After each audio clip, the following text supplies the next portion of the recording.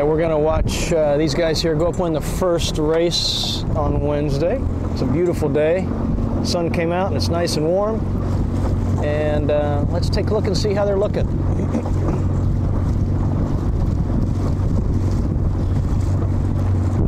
You know, I think it's blowing hard enough and flat enough water that we can sheet the main really hard on a day like today. And that's what these guys are doing just right. We can see the top of the main's closed a bit, which is going to help the boat point well. You got to be very conscious of easing it out when the boat accelerates or when the boat needs to accelerate. And I think one thing you got to be careful of when you do sheet it hard is that you don't close the top so much that the boat won't ever have an opportunity to get rolling. One thing that I see here that I look at these guys and I'm concerned about is maybe the mast is bending a bit down low, which would tell me that maybe they want a little bit of shim in the front to restrict it. We can see these overbend wrinkles are pretty severe in the lower quarter, and ideally we'd want to see them coming just halfway back. Right now they got the main trim just right. Upper batten just a little bit hooked in relation to the boom. They're sailing the boat nice and flat, and I bet they're pointing really well. But again, anytime they get hit with a header, or somebody tacks on them, or they've got to accelerate if out in the open in waves, they want to ease that main out and open the top up. We're watching Mike go upwind here now, and he's looking good. Notice how flat he's sailing the boat. The wake is very flat, which is indicating a neutral helm. The slot looks nice and symmetrical, which is an indication the lead is right and the sheet is trimmed right. Now Joe is tacked very close to Mike here, and we'll see how he lives off of him as far as pointing. I think you got to be careful about trimming too hard to make the boat point high. You know, you got to keep it rumbling here, and I almost feel like the top of the main's a little bit too tight right now. Like we said before, you can get away with that here in the bay when it's so flat, but you still need to be able to accelerate. Jib looks good. You can see the slots nice and symmetrical. The outhaul looks good. That seam between the tack and the clew should just be about 2 to 3 inches off the boom with the Northwest design. And these overbend wrinkles we see right here, I think, are an indication that maybe Mike too needs to shim his mast a little bit in the front and minimize the amount of bend he's getting, because it's overbending the main and over flattening it. Here's Mike Ingham cruising into the weather mark, and a little bit of heel, wake's nice and flat, helm's balanced. Top of the main is closed a little bit, but I bet you if we watch here long enough, he's going to ease it out to keep it accelerated. When he gets hit with a header like here, we can see the main got eased a little bit. The overbend wrinkles we'll see when he tacks are just halfway back on the boom. We're watching Wayne here go upwind. To me, his mast bend looks just right. That means he's shimmed just right. His diamond tension looks good. We see those overbend wrinkles going halfway back on the boom. He's doing a nice job of keeping the boat flat.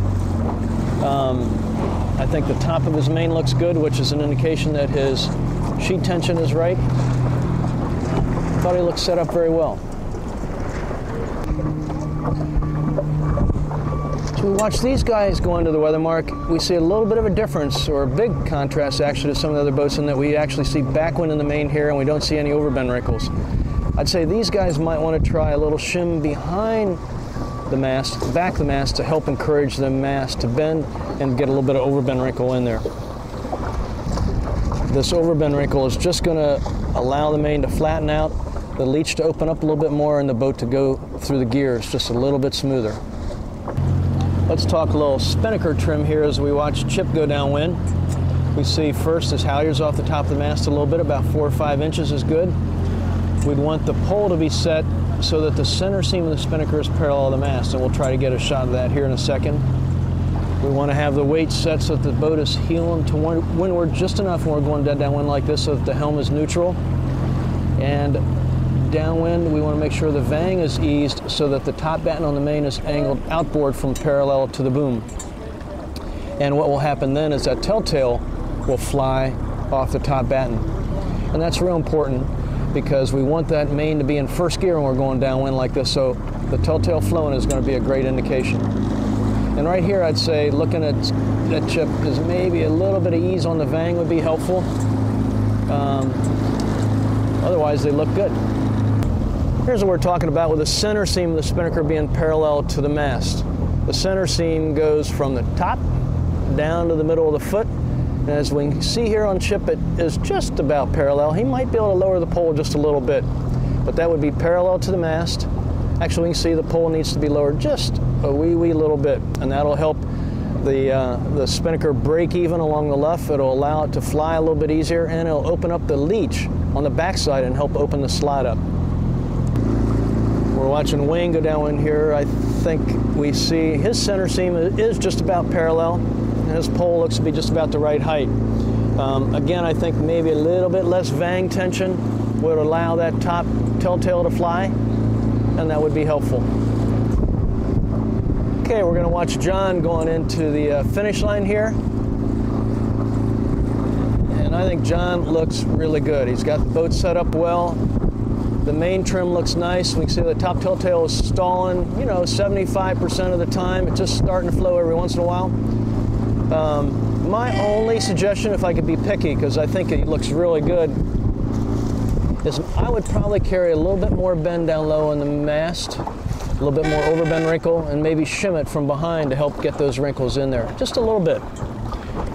We can see the extreme here that we talked about earlier with Mike. We just ease the main out, but there, those overbend wrinkles, he might have a little bit too much, so maybe a little more shim in the front. We're watching Mike and some of the other boats go upwind here at the start of the second race. Mike Ingham here. Actually, Mike's right to weather Mike pole track. What do you see here that's really striking? Number one, the boat is very flat. I mean, not very flat, it is perfectly flat. And if you notice how much Mike is easing the main out, it's one of those deals, whatever it takes to keep the boat flat. He's got a lot of vang on, but you can see the top of the main's twisted way open, and he's doing whatever it takes to keep the boat on its feet and balanced. These guys are doing a very good job as well, keeping the boat flat, and very similar trim. My only suggestion here, when you compare it to Mike, is a little more vang. You can see how, sorry, we had to clear out there. Watching Wayne going upwind here, he's doing a nice job. Keeping the boat flat. In this breezy stuff, you might be able to pull the outhaul a little bit tighter and close that shelf up. Breezy stuff, and especially flat water like this. But we can see how the bottom of the main is pretty deep in this area, and there's a lot of what we call return. The lower leech is hooked. But Wayne's keeping the boat flat, and that's cool. One thing you might try, that's it, I was going to say, let the traveler down or hit the vang a little bit tighter in those puffs to help keep the top of the main under control and control the mast bend. But actually, he's doing a nice job. Actually, he's got some vang on it, and that looks good. Again, the only suggestion may be a little bit more outhaul, especially in this flat water. I want to get back and take some shots of John because we were talking about overbend wrinkles and maybe not getting quite enough. And here we can see he's got it sheeted very hard. The top is closed, and the main is just starting to show the overbend wrinkles down low now. Again, I think he's got the outhaul tight. Look at the difference here. Look how flat the main is down low, and that's cool. That's good in this flat water. Again, my only suggestion is a little more shim underneath the back edge so that he'll still get these overbend wrinkles or more overbend wrinkle like we see right there, more of that, and the top will be nice and open. The more open the top, the more twisted the top, the more forgiving it will be to sail the boat, especially when it gets shifty and puffy the way it is. We're going to watch Joe here a little bit on this reach. The breeze is up a little bit, and they're actually starting to plane.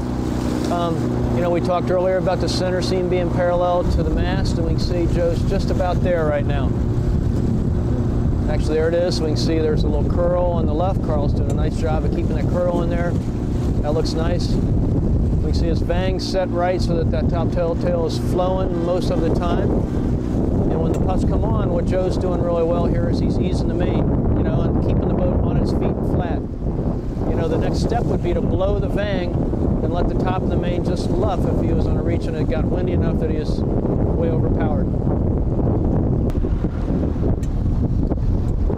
We're going to watch Mike coming into the finish here. Remember we talked about the overbend wrinkles. There they are. Boat's flat. Outhaul is fairly snug. We can see the shelf is almost, well, he's got it open a couple inches here. But notice He's doing whatever it takes to keep the boat flat. A lot of vang on here, a lot of twist in the main to keep the boat on its feet. Just keeping the boat very balanced. You notice the helm is right down the neutral, right down the middle, and the helm is neutral. We can look at the jib here and see that it's just about 1.5 inches off the spreader, maybe 2 inches. Slot's fairly symmetrical. You can hear Mike, you can hear the ratchet, you can hear Mike playing the sheet in and out all the time to keep the boat on its feet and flat and balanced and all that good stuff. There's the overbend wrinkles we've been talking about, harping about. And I got a feeling if we ask Mike here that he might even have put more shim in to get even more bend in the mast. You know, there's a lot of discussion about how you figure out where your jib leads are, or should be. And if we look here at Mike, we see that his sheet is right on the trim line, and the trim line is this pin line right out of the clew of the jib. And if his sheet is a direct extension down to the thwart, his lead's just right, which it is right there.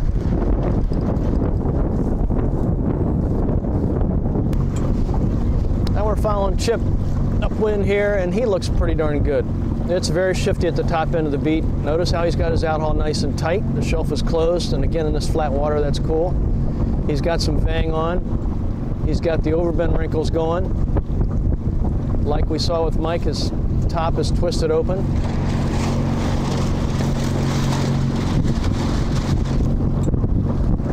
Now from this angle, in this breeze, we can see that he doesn't have a lot of Cunningham on, and there's wrinkles pretty much all the way up and down. And my suggestion might be to pull just a little bit of Cunningham on to minimize those wrinkles to just below the spreader window, because that'll pull the draft forward in the main just a little bit and allow him to sheet it just a little bit harder. And obviously he'll go a little bit higher as a result. But the Cunningham, when the breeze is on like this, can really be a benefit, I think, in allowing you to trim harder. There's another situation where a little more Cunningham will help pull the draft a little farther forward and allow him to sheet the main a little tighter or put a little more vang on. We can see how the main is breaking up top a little bit, which is telling us that it needed a little bit more mast bend, which would only come by vanging a little more or sheeting a little harder. Let's watch these guys go upwind here a little bit in the last race of the day.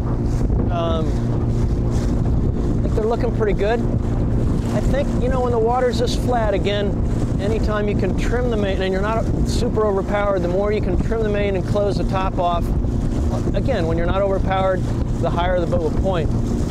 My suggestion here for these guys might be to either let the traveler down and sheet the main a little harder, or put some vang on to kind of close the top to help make the boat point. The other thing I think, so we can see here the jib is pretty flat down low, and the top of the jib is pretty open.